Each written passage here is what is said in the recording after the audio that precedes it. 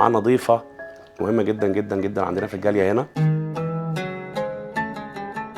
لا ده ندن سهر دي جي ولا سهر الاكاونتنج؟ يعني ممكن اكون عندي اكاونتنج الصبح، اطلع من بره على فرح. حاولت بقى ان انا اتعايش مع الموقف، وبدات رحلتي اللي هي اتدرجت في خلاط كندا بقى 23 سنه. انت في ال 23 سنه اللي فاتوا دولت تربي بنت وانت كمان اب وام، ده كان تحدي جامد جدا. وخدت التحدي كسنجل مام. بس اللي ساعدني على كده طبعا الاهل اللي انا عملتهم هنا.